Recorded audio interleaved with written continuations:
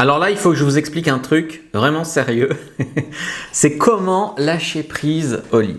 Il faut savoir que l'équivalent chez les hommes, c'est comment avoir une bonne érection.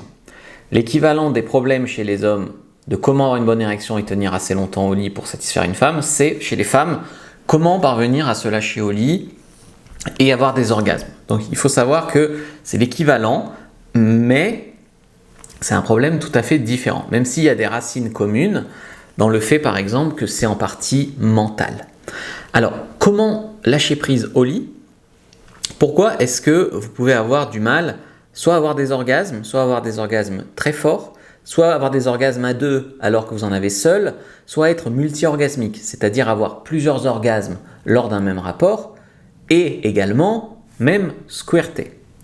Donc peut-être que vous avez peur de mal faire. Ça, c'est possible.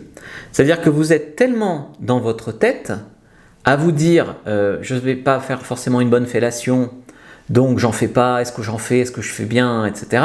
Vous avez aussi peut-être peur de ne pas être assez bien. Donc oui, est-ce que j'ai pas 1 kilo de trop, est-ce que mes seins sont assez petits ou gros, ou mes fesses assez petites ou grosses, j'en sais rien.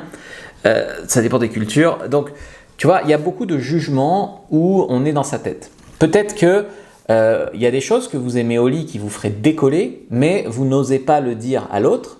Ce dont vous avez envie, vous n'osez pas le dire. Et donc, en fait, vous ne le demandez pas, donc vous ne l'avez pas. Donc, savoir demander dans la vie, ce n'est pas forcément facile. Hein. Peut-être que vous êtes dans la honte, dans la culpabilité. Vous avez honte de faire trop de bruit au lit. Donc, vous êtes dans la retenue parce que pour vous, c'est mal de faire du bruit. Peut-être que vous avez peur de faire une grimace au moment de l'orgasme et qui rigole, par exemple. Donc ça, je ne vous juge pas, peut-être que vous avez eu une mauvaise expérience, peut-être que vous avez vu ça dans un film, etc. Peut-être que vous vous mettez vachement la pression sur comment je dois avoir un orgasme. C'est-à-dire, si j'ai pas d'orgasme, il va penser que je suis une peine à jouir, il va être déçu. Donc tu fixes sur l'orgasme en tant que but à atteindre. D'ailleurs, même pas pour toi, d'ailleurs, des fois. Et donc tu y penses tellement, tu focalises dessus que tu passes à côté. Il y a aussi des femmes qui sont trop généreuses. Donc elles... Oh, moi, c'est pas la peine, donc je vais te faire plaisir à toi, mais pas la peine que tu me fasses plaisir.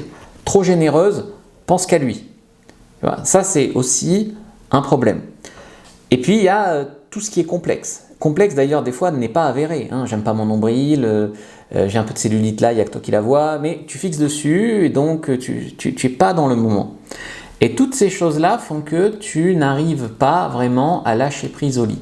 Donc, comment, en fait, parvenir à lâcher prise au lit?